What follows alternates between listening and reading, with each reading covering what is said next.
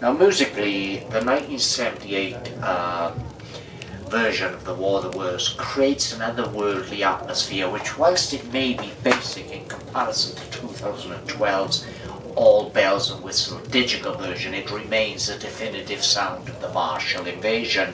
This may have a far richer soundscape, but this is it's like the James Last Orchestra filtered through Elon Musk's arse only to emerge as an E-turd. But no matter which way you look at it, a turd is still a turd. Welcome to the Tainted Tavern. Welcome to the Tainted Tavern.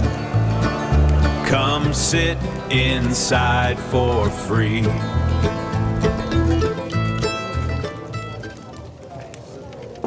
And slowly and surely they drew their plans against us.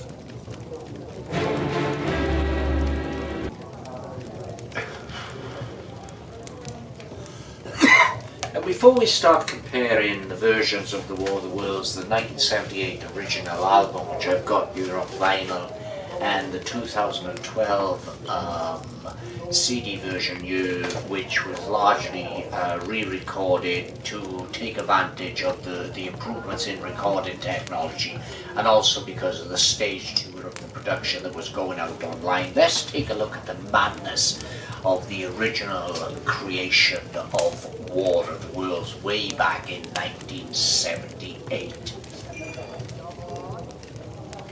Now, Jeff Wayne, who was the brain behind War of the Worlds, wasn't even a rock star at this stage. Indeed, he was a jingle writer for TV adverts. Remember the milk tray man who used to climb mountains, glide down from sheer cliffs, swim oceans just to deliver a box of milk tray, and all because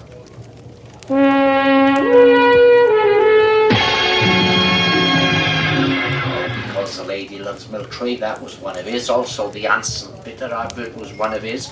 And the theme. Across the Melling Road for the second time, racing out of sight for a moment, back into view, and double top. He gets a bit close to that one. This the Ansel Stakes, always a firm favourite. And the theme from Breakfast Television's flagship original program when Breakfast Television first launched in the UK, Good Morning Britain.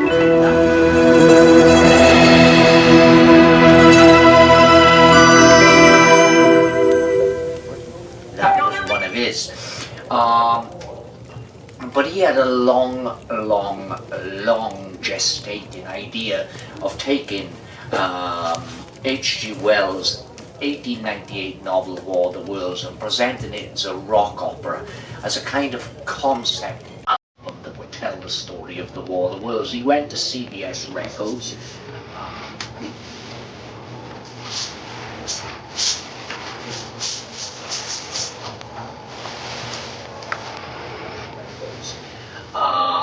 And somehow he blagged the idea to them and they accepted it, but he soon ran out of his Chances of anything coming from Mars are 1,000,000 to 1.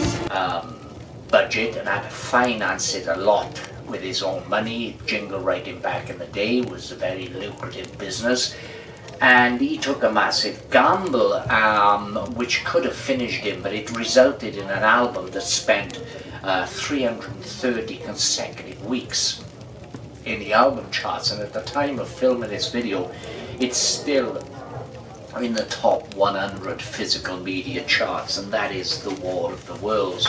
Jeff Wayne's War of the Worlds, an absolutely even to this day a unique album. There's nothing else like this, and we're also going to compare it to the 2012 remake, the re-recording of War of the Worlds, which again was sat over by Jeff Wayne, but it makes you wonder why he bothered. Now, I'm going to compare basically the two albums side by side just to give you a sense of what they look like. So this is a very iconic album cover. On the back of the album it says, featuring in alphabetical order, Richard Burton, Julie Cofton, David Essex, Justin Hayward fiddling it, Joe Partridge and Chris Thompson. So a lot of major talent here, and the band that Jeff Wayne put together to do the music which would accompany this narrative, which was told in rock opera style, consisted of a band which were known as Blue Smoke Band, and this consisted of Chris Spalding, the legendary punk session guitarist, Herbie Flowers, who wrote the bass line for Lou Reed's iconic track Walk on the Wild Side, and Ken Freeman, who was a pioneer of the string synthesizer. So when you buy the album on vinyl or CD, you buy the original album. I've got it here on CD as well. You get this wonderful package. I'm going to show you the vinyl because it looks better on camera. So it's a gatefold cover. There's the front and back. Inside you've got a scene here from Marshall Common, where you've got the Martian ship here landed, you've got the journalist and another character there. Inside we're given a lovely little booklet with some fantastic artwork depicting the story and lyric sheets which prints the entire lyrics of each song. So there we have some fantastic artwork. Just going to go through this bit by bit just to show you this. I won't show you the CD version booklet of this original version because it's just basically this reproduced on a smaller scale. Look at the stunning quality of that art there. Another one there which shows the Reverend challenging the Martian fighting machines.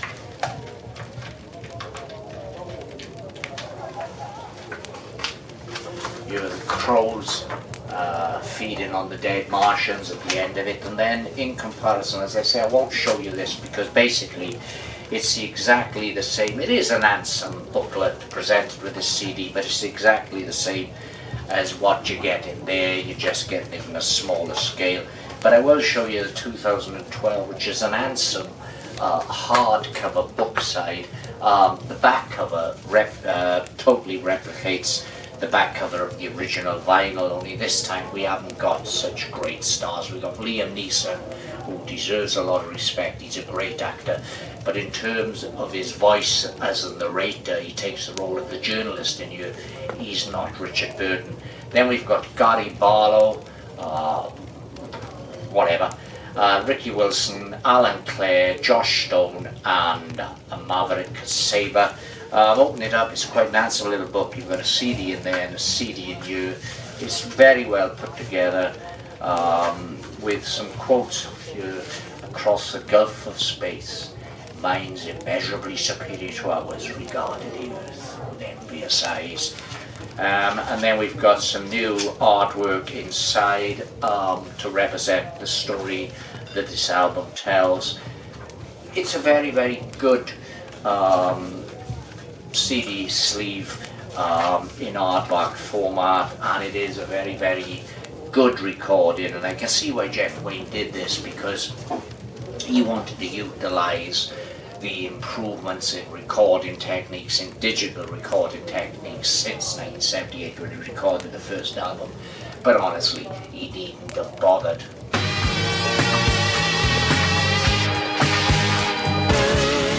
Now the album opens with a famous speech from the beginning of the original novel, and it's almost word for word. I'm going to read it here from the novel. Chapter 1, The Eve of the War.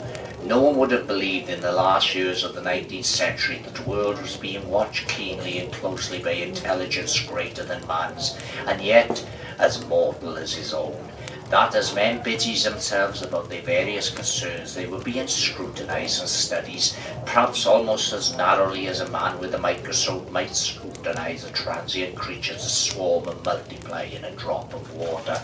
That is more or less reproduced for the beginning of the album, both versions, the definitive 1978 version and the 2012 version, virtually verbatim, although it has slight changes to make it flow a little better. Now, in the original version, the voice of the journalist, that is the narrator of the entire story, is taken by Richard Burton, and you'll have to excuse my bias when I compare this to the 2012 version, because Richard Burton was a Welshman. I'm a Welshman, so there may be a bit of bias here. And in fact, if I went outside my door now, I could bicycle to Richard Burton's hometown in 45 minutes. He was born and brought up not very far from where I'm sitting at this precise moment talking to you. Now, whilst Liam Neeson may possess a certain set of skills, Burton is the real deal. He owes arguably the most captivating voice of the 20th century, a voice that continues to resonate, the cadence that continues to echo throughout the years. Now, Neeson may stumble through the red weeds searching for his kidnapped daughter, but Burton pushes it aside as he searches for his beloved wife. His deliverance of these lines is a masterclass in pure timeless gravitas. If the Martians had landed in Wales, Burton would have narrated them all the way back to bloody Mars. It's a fantastic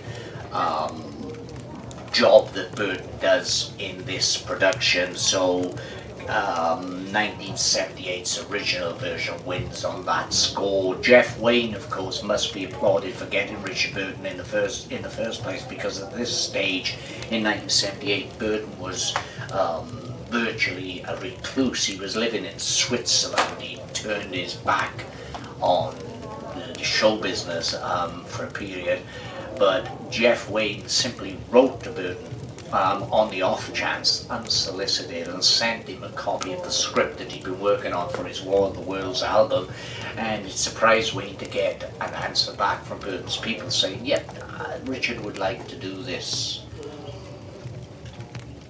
Every time I think of Dylan Thomas's Under Milkwood, I think of Richard Burton and his wonderful, resonant Welsh velvet voice to begin at the beginning. So, Burton wins hands down on that score. So the 1978 version is the superior album to the 2012 War of the Worlds version. Now, 2012 version is not a bad album. It's worth listening to, but you know, like I say, you do think, if you're familiar with both albums and you've listened to the first album, and you're familiar with that, you'd think, well, why bother, you know, what's the point?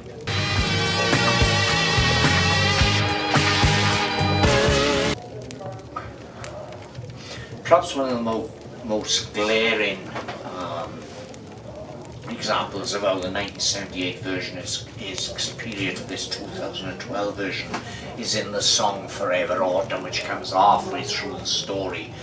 In the original we have Justin Hayward of the Moody Blues performing the song Forever Autumn. He gives us a haunting, melancholic version of the song, pure 1970s gold, acoustic gold. But come 2012 we get Gary Barlow of Stuff That, a Simon Cowell groomed Tory dote. You know, where Hayward gave us an authentic, ethereal voice, a rock icon, Barlow's only real talent seems to be that he can look two ways at the same time. It's strange that you think that he would have seen those tax inspectors come in.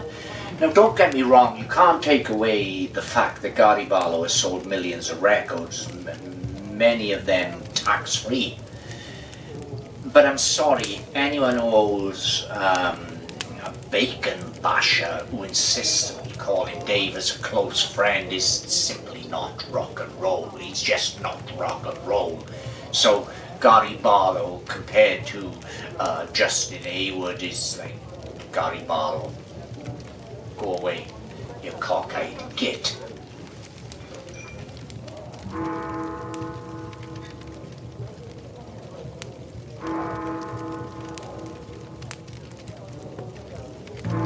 My life will be forever autumn. Now, overall, the entire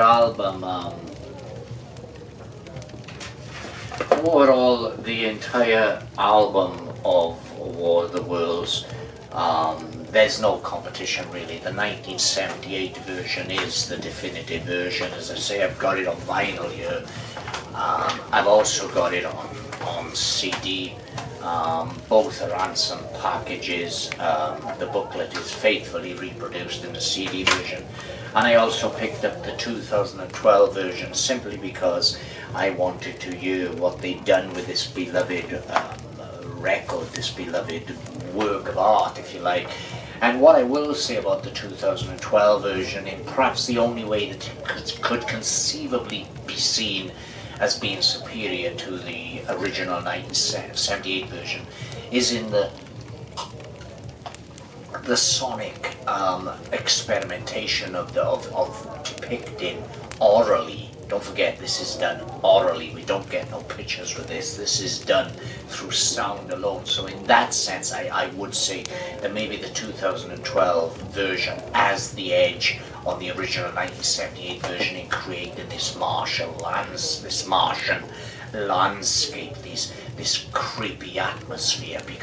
But of course they were using computers, they were using all the digital tricks, whereas back in 1978 this was an analog world, and they were using real musicians to bring this to life. I mean, David Essex is absolutely superb on here, as is Phil Lynott of Thin Lizzy, playing the parson Nathaniel, is seen with Julie Covington, and I call it a scene because you can see it in your mind.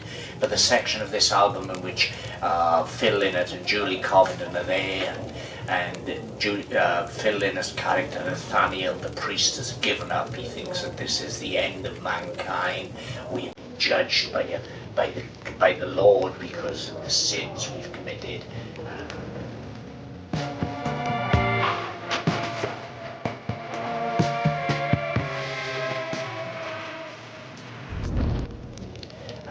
And he thinks this is it, this is the end of mankind, and Julie Covington is saying, "No, Nathaniel, there must be something worth living for," and he's counter answering that with, "No, there is nothing." It's fantastic, and the version on the 2012 version, whilst well-meaning and expertly performed, and of course having that much improved soundscape around it, is just not up to par with the 1978 original. It's the same when David Essex's character in the original, towards the end of the recording, takes on the Brave New World bit, which the journalist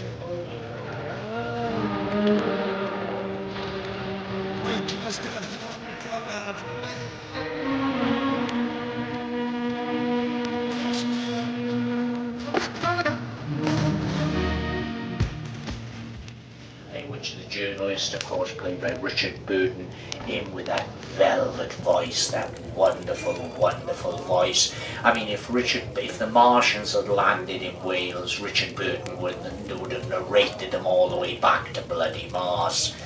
Fantastic stuff. So that's two versions of the War of the Worlds put side by side, the 1978 original and the 2012 remake.